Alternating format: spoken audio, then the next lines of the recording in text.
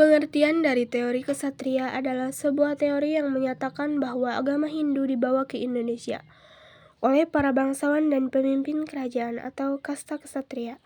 Berdasarkan teori ini, para kesatria berperan dalam pendirian kerajaan-kerajaan di Indonesia.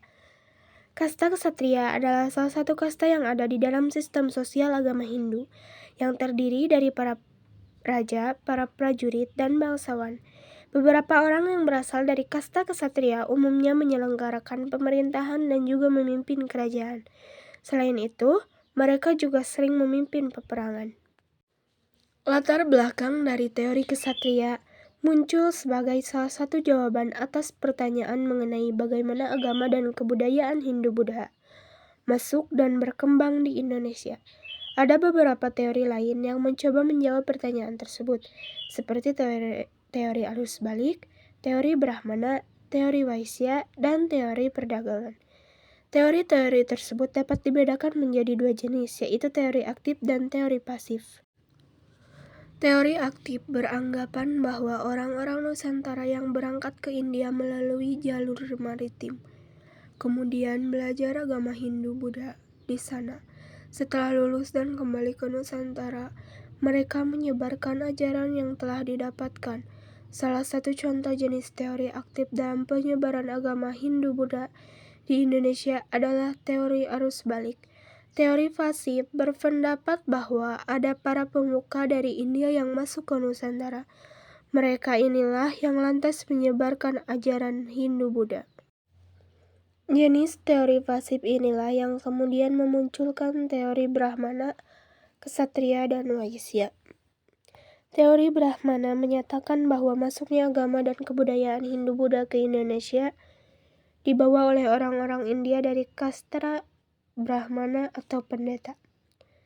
Teori ini menekankan peran kaum Brahmana dalam menyebarkan ajaran Hindu-Buddha melalui upacara-upacara ritual dan pengajaran kitab suci.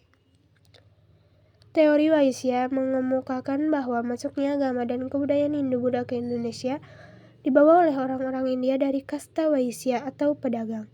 Teori ini menyoroti peran kaum Waisya dalam melakukan perdagangan dengan orang-orang Nusantara, yang kemudian membawa pengaruh budaya dan agama mereka. Teori kesatria menyatakan bahwa masuknya agama dan kebudayaan Hindu-Buddha ke Indonesia dibawa oleh orang-orang India dari kasta kesatria atau prajurit.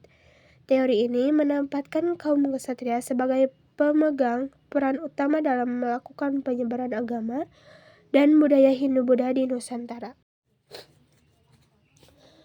Tokoh-tokoh pendukung teori kesatria. Beberapa tokoh sejarawan yang mendukung teori kesatria adalah sebagai berikut. R.C. Majumdar, ia berpendapat bahwa munculnya kerajaan Hindu di Indonesia disebabkan oleh peranan kaum kesatria atau prajurit India. Ia menduga bahwa para prajurit India adalah melatar belakangi pendirian koloni-koloni di kepulauan Indonesia dan Asia Tenggara. V.D.K. Bose, ia menilai bahwa pada masa lampau di India sering terjadi perang antar golongan para prajurit yang kalah kemudian meninggalkan India. Rupanya para prajurit tersebut ada yang sampai ke wilayah Indonesia. Para prajurit itulah yang kemudian berusaha mendirikan koloni-koloni baru sebagai tempat tinggalnya. Di tempat baru tersebut terjadi proses penyebaran agama dan budaya Hindu. C.C. Berg, ia melalui analisisnya terhadap Panji Jawa, beranggapan bahwa para kesatria yang berasal dari India itu memiliki pengaruh yang besar. Mereka mendapatkannya dengan cara merebut kekuasaan maupun cara yang lebih halus dalam terbentuknya aneka dinasti di Pulau Jawa. Mukherjee, ia mengemukakan bahwa kaum kesatria dari India datang ke Indonesia dengan tujuan untuk menaklukkan dan menguasai daerah-daerah baru. Mereka membawa serta agama dan budaya Hindu-Buddha yang kemudian diterima oleh penduduk setempat. J.L. Moyens, ia mengatakan bahwa sekitar abad 4-6 Masehi di India sering terjadi peperangan sehingga kasta kesatria yang terdiri dari kaum bangsawan dan prajurit mengalami kekalahan. Mereka kemudian melarikan diri dari India dan mencari tempat baru di Asia Tenggara, termasuk Indonesia. Di sana mereka mendirikan kerajaan-kerajaan Hindu-Buddha dengan bantuan pendeta-pendeta Brahmana. Kelebihan teori kesatria sesuai dengan semangat berpetualang yang pada waktu itu umumnya dimiliki oleh para kesatria. Semangat berpetualang yang ditunjukkan golongan kesatria tersebut mendorong penyebaran agama dan budaya Hindu-Buddha. Kekurangan teori kesatria kurang memiliki bukti-bukti yang menunjukkan adanya ekspansi dari prajurit-prajurit India ke kepulauan Indonesia. Tidak ada prasasti atau sumber sejarah lain yang menggambarkan penaklukan atau pendirian koloni oleh kaum kesatria dari India di Indonesia. Teori kesatria melebih-lebihkan peran kaum kesatria dalam penyebaran agama dan budaya Hindu-Buddha di Indonesia. Padahal ada faktor-faktor lain yang juga berpengaruh seperti perdagangan, misi agama, perkawinan campur, asimilasi budaya, dan lain-lain. Dampak positifnya, teori kesatria memberikan gambaran tentang adanya hubungan antara India dan Indonesia dalam bidang politik, militer, dan budaya. Teori ini menunjukkan bahwa ada interaksi dan pengaruh timbal balik antara kedua wilayah tersebut. Teori kesatria memberikan penghargaan kepada kaum kesatria sebagai salah satu kelompok yang berjasa dalam membawa peradaban Hindu-Buddha ke Indonesia. Teori ini mengakui peran kaum kesatria dalam membentuk kerajaan-kerajaan Hindu-Buddha di Indonesia. Teori kesatria memberikan inspirasi kepada para peneliti sejarah untuk menggali lebih dalam tentang asal-usul dan latar belakang kerajaan-kerajaan Hindu-Buddha di Indonesia. Teori ini menantang para peneliti sejarah untuk mencari bukti-bukti yang lebih kuat dan valid untuk mendukung atau menolak teori ini. Dampak negatifnya, teori kesatria cenderung mengabaikan peran penduduk asli Nusantara dalam menerima dan mengembangkan agama dan budaya Hindu-Buddha di Indonesia.